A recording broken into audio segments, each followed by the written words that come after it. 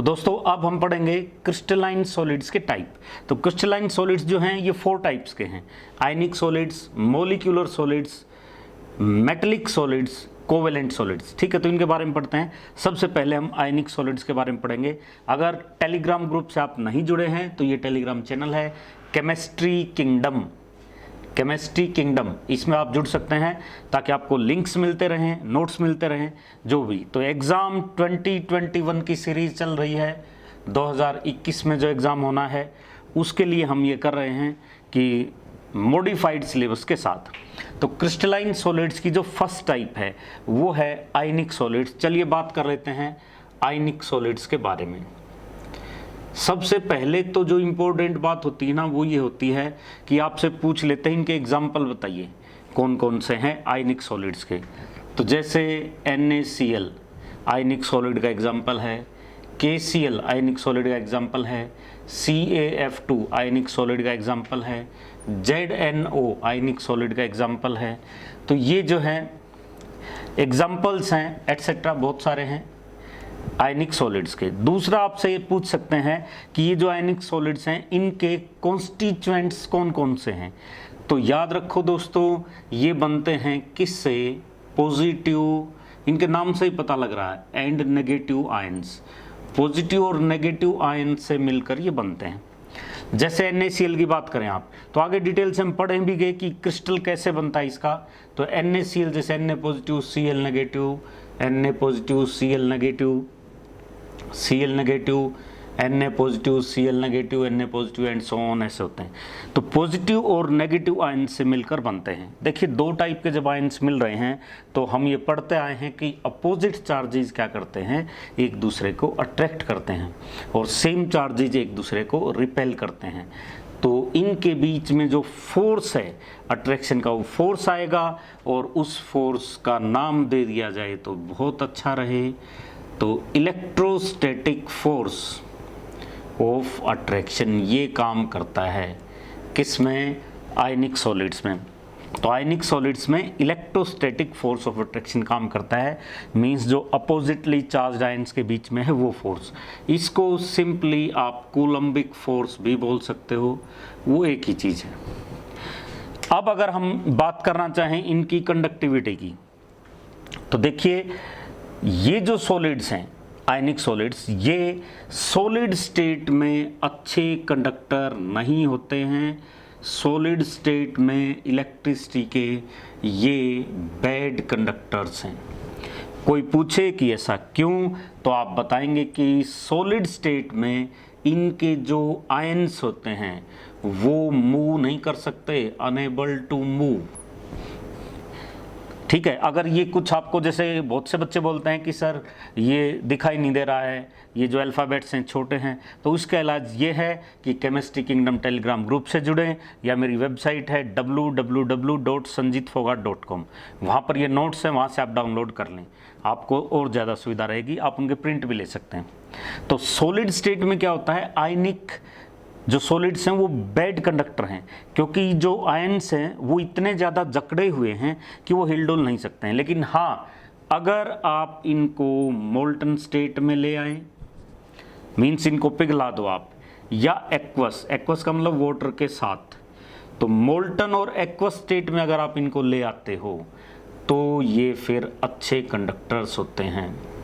तो यहाँ पर मैं आपको एक बात बता देता हूँ, बहुत ज़रूरी याद रखनी है कि आयनिक सॉलिड्स जो होते हैं ना, जब तक वो मेल्ट नहीं होते तब तक वो बैड कंडक्टर हैं। मेल्ट होने के बाद एकदम से वो अच्छे कंडक्टर हो जाते हैं। जबकि कोवेलेंट सॉलिड्स भी अच्छे कंडक्टर नहीं होते, लेकिन वो मतलब थोड़े बहुत जो भी होते हैं, तो मेल्ट होने के बाद भी कोई ड्रास्टिक चेंज उनमें नहीं आता है। जबकि इनमें क्या होगा, सॉलिड हैं तो बैड कंडक्टर हैं, मोल्टन या एक्वस में जाते ही क्या होते हैं, अच्छे कंडक्टर होते हैं। ये दोनों में डिफरेंस भी है। अगली बात, अगर इनकी बात करें हम, तो ये कैसे होते हैं, they are hard and brittle. ये हार्ड और ब्रिटल होते हैं। कोवेलेंट सॉलिड भी हार्ड होते हैं, हार्डेस्ट होते हैं, क्योंकि उनमें तो 3 डायमेंशनल नेटवर्क बनता है, लेकिन ये भी क्या होते हैं, आयनिक सॉलिड्स भी हार्ड होते हैं। तो ये कुछ पॉइंट्स आयनिक के बारे में। चलिए दूसरे टाइप के क्रिस्टलाइन सॉलिड्स की बात करते हैं। क्रिस्टलाइन की जो दूसरी टाइप है उसकी बात करते हैं, दैट इज मोलिक्यूलर सॉलिड्स। तो मोलिक्यूलर सॉलिड्स क्या होते हैं? देखिए, मोलिक्यूलर सॉलिड्स की 3 कैटेगरीज हैं, तीनों के बारे में कुछ बातें हमें पढ़नी पड़ेंगी। सबसे पहली है नॉन पोलर मोलिक्यूलर सॉलिड्स, दूसरे हैं पोलर मोलिक्यूलर सॉलिड्स, और तीसरे हैं हाइड्रोजन बॉन्डेड मोलिक्यूलर सॉलिड्स। तो इनके अगर एग्जाम्पल की आप बात करें, जैसे नॉन पोलर में है, तो नॉन पोलर में जैसे I2, ठीक है, ये एग्जाम्पल्स हैं, पहले पॉइंटर्स में हम पढ़ रहे हैं। जैसे I2 है, या फिर H2 है, या सॉलिड CO2, ठीक है, जिसको ड्राई आइस आप बोलते हो, या CH4, ये कैसे हैं? नॉन पोलर सॉलिड्स हैं। पोलर सॉलिड्स हैं जैसे कि SO2 पोलर सॉलिड है, ठीक है, जो हो सकते हैं, मतलब इनको सॉलिडिफाई आप कर सकते हो। या जैसे HCl है, अब आप सोचेंगे कि HCl तो एक्वस होता है या गैसियस होता है, तो ये आपको करना पड़ेगा, अगर नहीं है तो आप कर लो। इसी तरह जैसे ये HCl है या NH3 है, HCl की बजाय जैसे यहाँ पर और क्लैरिफाई कर लें हम, HCl यहाँ लिया है तो यहाँ आप H2O ले लो। HCl में तो नहीं होती हाइड्रोजन बॉन्डिंग, HCl गलत था। H2O NH3, ये क्या है? ये हाइड्रोजन बॉन्डेड के एग्जाम्पल हैं। तो अगर ऐसे सॉलिड आएंगे, ठीक है, तो ये क्या है? नॉन पोलर हैं। ये क्या है? पोलर हैं। ये क्या है? हाइड्रोजन बॉन्डेड है। देखिए, ये तो आपके मन में ऐसे भी उठ सकता है ये सवाल तो, कि H2 जो है, H2 तो गैसियस होती है, लेकिन यहाँ आपको लिक्विफाई करके बनाना पड़ेगा। तो नॉन पोलर जो सॉलिड होंगे, जैसे I2, H2, solid CO2, CH4, ये नॉन पोलर की कैटेगरी में आएंगे। SO2, HCl, जिसमें 2 पोल्स बन जाते हैं, पॉजिटिव और नेगेटिव, ये पोलर में है, ये हाइड्रोजन बॉन्डेड में है। अगर इनकी कंडक्टिविटी की आप बात करो, तो कंडक्टिविटी में ऐसा है कि नॉन पोलर्स जो होते हैं ना, दे आर इंसुलेटर, ये भी कोई कम नहीं है, मतलब इलेक्ट्रिसिटी कंडक्ट नहीं करते, इंसुलेटर, और ये भी कम नहीं है, हाइड्रोजन बॉन्डेड भी क्या होते हैं? They are also insulators. अगर आप बात करें इनकी मेल्टिंग पॉइंट की, तो इनके जो मेल्टिंग पॉइंट हैं वो लो होते हैं, लो मेल्टिंग पॉइंट, ये भी कम नहीं है, इनके भी लो मेल्टिंग पॉइंट हैं। ये मैंने इकट्ठे करके लिख दिए क्योंकि अलग अलग में और ज़्यादा कन्फ्यूजन ही होना आपको, और इनके भी मेल्टिंग पॉइंट लो ही होते हैं। तो ये तो कॉमन कैरेक्टरिस्टिक है दोनों की। अच्छा देखिए, ये जो दोनों है ना, इसमें एक चीज़ जस्टिफाई हो जाती है। अगर आपसे ये कहें भाई पोलर है, तो पोलर में क्या हुआ कि सॉलिड है यानी कि अट्रैक्शन है, तो अट्रैक्शन यहाँ जस्टिफाई होता है। कैसे? जैसे HCl है, हमें पता है क्लोरीन ज़्यादा इलेक्ट्रोनेगेटिव है, तो ये बॉन्ड के इलेक्ट्रॉन्स को थोड़ा सा अपनी तरफ खींच के रख लेगा, जिसकी वजह से इस पर आएगा डेल्टा नेगेटिव चार्ज। ये जो बॉन्ड के इलेक्ट्रॉन है थोड़ा सा अपनी तरफ खींच के रख लेगा, लेके नहीं भागेगा, खींच के अपनी तरफ कर लेगा, और इस पर होगा डेल्टा पॉजिटिव चार्ज। तो एक ही मॉलिक्यूल में 2 पोल्स बन गए हैं, एक पॉजिटिव एक नेगेटिव, इसको डाइपोल बोलते हैं। तो यहाँ पर तो जो फोर्स ऑफ अट्रैक्शन होगा, जैसे आयनिक में हमने क्या पढ़ा था, इलेक्ट्रोस्टैटिक फोर्स ऑफ अट्रैक्शन, तो यहाँ पर जो होगा ना वो कैसा होगा? डाइपोल डाइपोल अट्रैक्शन ये होगा। तो ये बात हमें समझ में आती है भाई, डाइपोल डाइपोल होगा, ठीक है, इसके कारण स्ट्रॉन्ग फोर्स इनके बीच में बन गए। हाइड्रोजन बॉन्डेड की बात भी हमें समझ में आती है कि हाइड्रोजन बॉन्ड हम पढ़ते हैं, हाइड्रोजन बॉन्ड के लिए इलेक्ट्रोनेगेटिविटी की सीरीज है ना अपनी, FONClBr, ये याद रखना आपको। यानी कि फ्लोरीन जो इलेक्ट्रोनेगेटिव एलिमेंट है ना, उनके साथ हाइड्रोजन बॉन्ड बनाता है। फ्लोरीन है, ऑक्सीजन है, नाइट्रोजन है, क्लोरीन, ब्रोमीन, ये तो ये भी हमें समझ में आ गया। चलिए ठीक है कि इलेक्ट्रोनेगेटिव एलिमेंट है, अगर ये जहाँ भी हैं तो क्या करता है, हाइड्रोजन बॉन्ड बनते हैं और अट्रैक्शन होता है। यहाँ तक तो क्लियर है। यहाँ पर समस्या ये है कि यहाँ पर तो ना तो पॉजिटिव नेगेटिव चार्ज दिखाई दे रहा है कि हम ये कह लें कि भाई आयंस के बीच में अट्रैक्शन हो गया होगा, ना कहीं डाइपोल नज़र आ रहा है, 2 पोल्स भी नहीं है, और ना हाइड्रोजन बॉन्ड नज़र आ रहा है, तो इनका क्या होगा? ठीक है, तो ये शोले फिल्म नहीं है कि तेरा क्या होगा नॉन पोलर, इसके लिए हम क्या करेंगे, एक अलग से कॉन्सेप्ट है, उस पर गौर कीजिए। इस केस में जो काम करेगा वो है इंड्यूस्ड डाइपोल। गौर कीजिए, नॉन पोलर में कौन सा है, इंड्यूस्ड डाइपोल, या इसी को आप बोल सकते हो टेम्परेरी डाइपोल। तो ये परमानेंट नहीं, टेम्परेरी डाइपोल बनता है। कैसे, नॉन पोलर अपने पास है मॉलिक्यूल, मीन्स उसमें पोल नहीं है, तो उसमें जैसे कि अगर मैं ये मॉलिक्यूल बनाऊं तो भाई एटम्स या मॉलिक्यूल्स जो भी होते हैं उनमें न्यूक्लियस होता है, इलेक्ट्रॉन होता है, चक्कर काटते रहते हैं। तो इलेक्ट्रॉन्स जब रिवॉल्व करेंगे, चक्कर काटेंगे, तो कभी ना कभी कहीं ना कहीं ऐसी सिचुएशन आएगी कि जब वो चक्कर काटते काटते ऐसे हो जाएंगे कि इलेक्ट्रॉन एक तरफ इकट्ठे हो जाएंगे। जैसे मान लिया यहाँ है, ये चाहे कुछ समय के लिए ही हो, और ऐसा ही दूसरा होगा मॉलिक्यूल, जैसे कि यहाँ पर I2 की मान लो तो एक I है एक I है, ठीक है। इसी तरह इसमें भी मान लिया होगा, हरदम नहीं होगा, ये टेम्परेरी है, भाई घूमते घूमते ऐसी सिचुएशन आ सकती है कि एक तरफ ये ज़्यादा हो जाए, और जब कभी ऐसा होगा तो आप समझ गए हैं क्या होने वाला है कि ये नेगेटिव है, ये पॉजिटिव है, तो ये थोड़ा सा जो वीक अट्रैक्शन महसूस करेंगे आपस में, यही है। क्योंकि टेम्परेरी डाइपोल है, परमानेंट नहीं है, तो ये इंड्यूस्ड डाइपोल है। और ये जो फोर्स ऑफ अट्रैक्शन है ना, इसकी बात कर रहे हैं, इसका चल रहा है ये, ठीक है। ये जो है ये बहुत कमज़ोर फोर्सेस होते हैं, इनको बोलते हैं लंदन फोर्सेस या डिस्पर्शन फोर्सेस। तो अब आप बता सकते हैं कि force of attraction in solids में कैसा होगा। हाइड्रोजन बॉन्डेड वालों में क्या होगा, हाइड्रोजन बॉन्ड होगा। पोलर वालों में क्या होगा, डाइपोल डाइपोल होगा। और नॉन पोलर वालों में क्या होगा, इंड्यूस्ड डाइपोल बोल लो, या उसको आप टेम्परेरी बोल लो, या लंदन या डिस्पर्शन फोर्सेस। चलिए, तो क्रिस्टलाइन सॉलिड्स में नेक्स्ट हम पढ़ते हैं, जो थर्ड टाइप है इसकी, वो है कोवेलेंट सॉलिड्स। तो कोवेलेंट सॉलिड्स, सबसे पहले तो आप ये याद रखेंगे, it is made up of atoms. ये एटम्स से मिलकर बनते हैं। जैसे मॉलिक्यूलर क्या थे, मॉलिक्यूल से मिलकर बनते थे, ये एटम से मिलकर बनते हैं।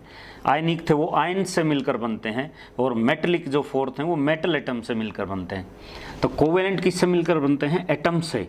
ये क्या करते हैं, एटम्स आपस में कोवेलेंट बॉन्ड बनाते हैं, और ये कोवेलेंट बॉन्ड कुछ ऐसा बनाते हैं 3 डायमेंशन में कि बहुत ज़्यादा हार्ड स्ट्रक्चर उससे बन जाता है। तो ये जो कंपाउंड होते हैं ना कोवेलेंट, ये हार्डेस्ट होते हैं। हार्ड एंड ब्रिटल तो आयनिक भी होते हैं, लेकिन ये हार्डेस्ट होते हैं। जैसे SiC इंपॉर्टेंट है, ये कार्बोरंडम, ये बहुत ज़्यादा हार्ड है, हार्डेस्ट डायमंड है, लेकिन ये लगभग उसके बराबर का हार्ड है। और इसमें कोवेलेंट बॉन्ड है SiC, सिलिकॉन कार्बाइड जो कार्बोरंडम है, ठीक है। तो ये बहुत हार्डेस्ट होते हैं, क्योंकि ये लगातार एक ऐसा नेटवर्क बनाते हैं कोवेलेंट बॉन्ड्स का कि हार्डनेस इनके अंदर आ जाती है। देखिए, ये जो कोवेलेंट बॉन्ड्स हैं, यहाँ पर 2 टाइप के कंपाउंड की, इसके 2 एग्जाम्पल फेमस हैं जो हम पढ़ने जा रहे हैं। एक है डायमंड और दूसरा है ग्रेफाइट। याद कीजिए डायमंड के बारे में आपने क्या क्या पढ़ा हुआ है, और पढ़ ही सकते हैं। बहुत अमीर आदमी तो बेशक, वरना अपने जैसे जो नॉर्मल आदमी हो तो पढ़ ही सकते हैं बस डायमंड के बारे में। तो डायमंड है, कार्बन का एक एलोट्रोप है, और ऐसे बॉन्ड बनता है, एक कार्बन है, और ये एक कार्बन 4 कार्बन से ऐसे जुड़ा हुआ होता है। टेट्राहेड्रल इसकी शेप है, और टेट्राहेड्रल में ये जो बॉन्ड एंगल है 109 degrees and 28 minutes, 109 degree 28 minute का एंगल होता है। डायमंड हार्डेस्ट सब्सटेंस होता है, बहुत ज़्यादा हार्ड होता है। इसमें देखिए, कोई भी जो वैलेंसी है कार्बन की वो फ्री नहीं है। इस कार्बन के देखिए 4 बॉन्ड बने हुए हैं, कार्बन के 4 ही बनते हैं। ये कार्बन आगे फिर जुड़ते हैं ऐसे, जैसे ये कार्बन है ना, तो ये फिर ऐसे 4 कार्बन से जुड़ा हुआ होगा, एंड सो ऑन। तो इस केस में क्या हुआ, नो फ्री वैलेंसी, कोई भी वैलेंसी फ्री नहीं है। इसका रिजल्ट ये हुआ कि कोई वैलेंसी फ्री नहीं है, मतलब कोई मूवमेंट इसमें नहीं हो सकती है, इसीलिए ये क्या होता है, it is bad conductor of electricity. ये इलेक्ट्रिसिटी का बैड कंडक्टर है। हार्ड तो है ही, इसके बारे में और हम क्या पढ़ते हैं कि इसमें लश्यर बहुत ज़्यादा होती है, चमक बहुत ज़्यादा होती है, क्योंकि इसका रिफ्रैक्टिव इंडेक्स बहुत ज़्यादा है, हाई रिफ्रैक्टिव इंडेक्स। ठीक है, 2.5 रिफ्रैक्टिव इंडेक्स की वैल्यू, मतलब ये मान के जनरल भाषा में ये मानिए कि एक रे ऑफ लाइट इसके अंदर घुसे तो उसकी 2.5 बन के बाहर निकलेंगी किसी एक सरफेस, जिसके अंदर मल्टीपल सरफेसेस होते हैं। तो ये कुछ डायमंड के बारे में। चलिए जो दूसरा है, ये डिटेल से तो आपके 9th-10th क्लास में आते हैं कि हाई मेल्टिंग पॉइंट्स इनके होते हैं और वो जो चीज़ें आप पढ़ते ही हैं। दूसरा जो एलोट्रोप है कोवेलेंट का एग्जाम्पल, वो है ग्रेफाइट। अब ग्रेफाइट क्या है, ग्रेफाइट अच्छा कंडक्टर होता है और इसमें क्या है, ये देखो इसमें कोई भी यानी कि sp3 हाइब्रिडाइजेशन थी, इसमें सारे सिंगल बॉन्ड हैं, सारे सिग्मा बॉन्ड हैं, हार्डेस्ट ये सब्सटेंस बना। इसमें क्या होता है, ग्रेफाइट में sp2 हाइब्रिडाइजेशन होती है, कुछ इस टाइप की शेप बनेगी इसकी, देखो जैसे बेंजीन की बनती है ना, ऐसे ही ये। अब एक छोड़कर एक इसमें आपको डबल बॉन्ड मिलेंगे, जैसे यहाँ डबल बॉन्ड है, यहाँ नहीं है, यहाँ है, यहाँ नहीं है, यहाँ पर है, यहाँ नहीं है, यहाँ है, ये। और ऐसे ही फिर दूसरे इसके साथ कंबाइन हो जाएंगे, जैसे कि ये। अब फिर से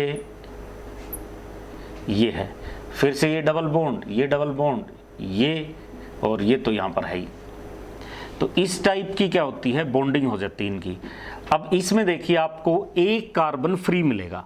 अब यहाँ वाले जो कॉर्नर वाले हैं ये तो जुड़ते जाएंगे, मान लिया बीच के इस कार्बन को मैं ले लेता हूँ, तो ये देखिए कितने कार्बन से जुड़ा हुआ है, एक, ये इधर, ये दो, ये तीन कार्बन से जुड़ा हुआ है। इट मीन्स इसके अंदर एक वैलेंसी क्या है, फ्री है।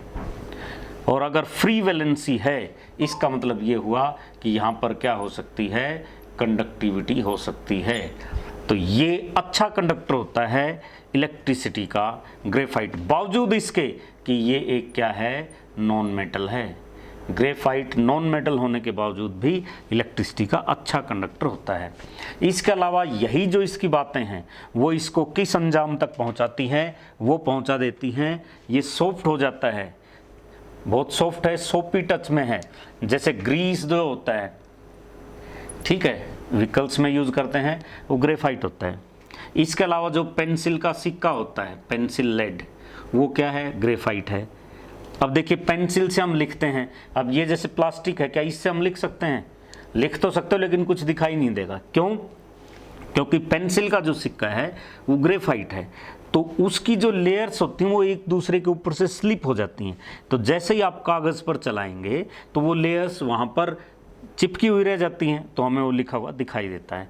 उसमें होता ये है, वंडरवॉल फोर्सेस काम करते हैं। देखो ऐसे होता है, जैसे कि यहाँ पर जगह कम है इसलिए छोटा डायग्राम बना रहा हूँ, लेकिन उम्मीद है ये आप सबको दिखाई देगा। ये जैसे ग्रेफाइट की एक लेयर है, इसी तरह नीचे जाके दूसरी लेयर होगी ग्रेफाइट की,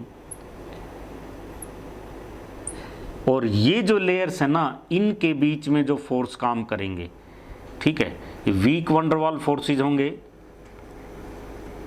वंडरवॉल फोर्सेस बहुत ज़्यादा वीक फोर्सेस ही होते हैं।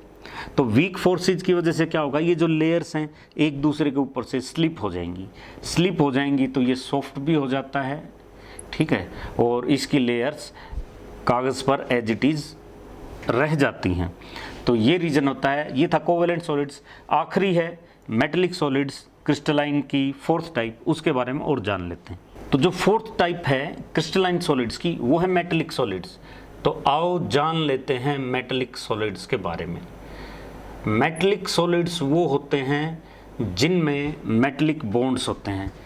तो अगर कोई पूछे आपसे कि मेटेलिक बॉन्ड क्या चीज़ है, तो आप बताएंगे कि क्रिस्टल के अंदर वो फोर्स ऑफ अट्रैक्शन जो मेटल एटम्स को आपस में बांधे हुए है, जकड़े हुए है, वही क्या होता है, मेटेलिक बॉन्ड होता है। क्रिस्टल के अंदर मेटल एटम्स जो आपस में बंधे हुए हैं, तो वो किसके कारण है? मेटलिक बॉन्ड्स के कारण है। इसके लिए एक स्पेशल मॉडल बताया गया कि कैसे फोर्स होते हैं इनमें, जिसको बोलते हो आप इलेक्ट्रॉन सी मॉडल, या इसी का नाम है इलेक्ट्रॉन गैस मॉडल। कि इलेक्ट्रॉन्स का एक सी है, एक समुद्र है, एक सागर है, और कर्नेल्स उसमें पड़े हुए हैं, यानी कि वो इलेक्ट्रॉन्स के अट्रैक्शन के कारण बीच में स्थापित हैं। अच्छा, सबसे पहले तो ये डाउट दूर कर लो आप। कई बार तो इसमें ही डाउट होता है बहुत से बच्चों को, कर्नेल क्या चीज़ है। तो देखिए, कर्नेल क्या चीज़ होती है। मान लिया सोडियम की बात हम करें, तो सोडियम का कॉन्फ़िगरेशन क्या है? 281। तो जब ये बॉन्ड बनाने के लिए चलेगा, तैयारी करेगा, तो ये इसे एक इलेक्ट्रॉन को लूज करेगा और क्या बनाएगा? Na positive. अब Na पॉजिटिव जब मैं लिख रहा हूं, तो इसका मतलब ये नहीं है कि इसके सारे शेल चले गए हैं। ये जो पहला शेल है जिसमें 2 इलेक्ट्रॉन्स हैं, ये भी इसके पास है। ये दूसरा जिसमें 8 इलेक्ट्रॉन्स हैं, ये भी इसके पास है। तो ये कर्नेल कहा जाता है। Means positively charged metal ion with inner shell. जो अंदर वाले शेल हैं वो तो इसके पास ही हैं, इसी को आप क्या बोलोगे? कर्नेल बोलते हो। तो इलेक्ट्रॉन सी मॉडल में क्या बताया कि इलेक्ट्रॉन का समुद्र है। जैसे ये इलेक्ट्रॉन है सारे, ठीक है, इलेक्ट्रॉन का समुद्र है, यानी कि सी है, और इसके अंदर कर्नेल्स पड़े हुए हैं। जैसे एक कर्नेल मान लिया यहाँ है, एक यहाँ है, एक यहाँ है, एक यहाँ है, कहीं भी हो सकता है, एक यहाँ, ऐसे। तो मेटलिक बॉन्ड का ये कॉन्सेप्ट बताया गया है कि ये जो इलेक्ट्रॉन्स हैं ना, ये सारे इलेक्ट्रॉन हैं। ये जो पानी सा जो भी हम दिखा रहे हैं, ये क्या हैं? इलेक्ट्रॉन्स हैं। तो ये जो इलेक्ट्रॉन्स हैं, ये अट्रैक्ट करते हैं इन कर्नेल्स को, क्योंकि इन पर पॉजिटिव चार्ज है, इलेक्ट्रॉन्स पर नेगेटिव है। तो ये जो अट्रैक्ट करते हैं, इन्हीं के कारण बनता है मेटलिक बॉन्ड्स। एक बात और आपको ध्यान में रखनी है, ये नहीं है कि भाई ये कर्नेल है तो ये इसके केवल इसी इलेक्ट्रॉन को अट्रैक्ट करेगा। इस पर पॉजिटिव चार्ज है, इलेक्ट्रॉन पर नेगेटिव है, तो कोई आसपास से कहीं भी इलेक्ट्रॉन जो भी इसके प्रभाव में आएगा, दायरे में आएगा, ये उसको अट्रैक्ट करेगा। तो इसकी वजह से स्ट्रॉन्ग बॉन्ड्स बनेंगे मेटल में, जिसकी वजह से मेटल्स हार्ड होते हैं। जो आप मेटल्स की जनरल प्रॉपर्टीज़ पढ़ते हो कि मेटल्स में हार्डनेस होती है, वो ये थ्योरी है इलेक्ट्रॉन गैस मॉडल के कारण होती है। इसके अलावा मेटलिक बॉन्ड्स बनते हैं मेटल्स में। तो बाकी चीज़ें तो आप प्राइमरी क्लासेस से पढ़ते आ ही रहे हो कि मेटल्स क्या होते हैं, डक्टिलिटी, उसका रीज़न भी यही है। क्योंकि देखो, ये जो है थोड़े से दूर दूर है, तो ये क्या है? स्पेस है इनमें।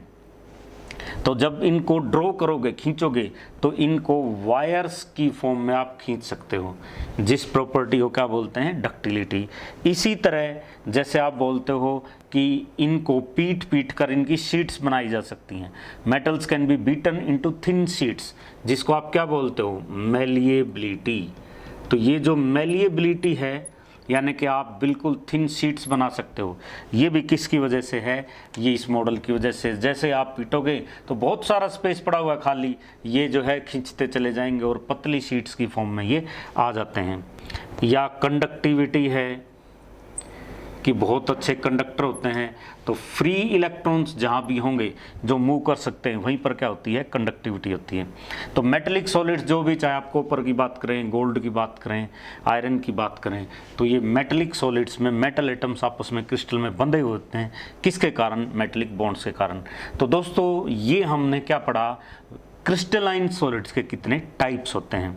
और अब वही बात जिससे कोई नुकसान नहीं है, तुरंत चैनल को सब्सक्राइब कर लो, अपने दोस्तों तक पहुंचाओ, शेयर करो, लाइक करो, और नोट्स के लिए और वीडियोस के लिंक के लिए केमिस्ट्री किंगडम, ये जो है, इस टेलीग्राम ग्रुप को आप सब्सक्राइब कर लो, ज्वाइन कर लो। कोई भी बात आपको पूछनी है, कोई डाउट है, तो नीचे कमेंट सेक्शन में लिखें। शुक्रिया दोस्तों।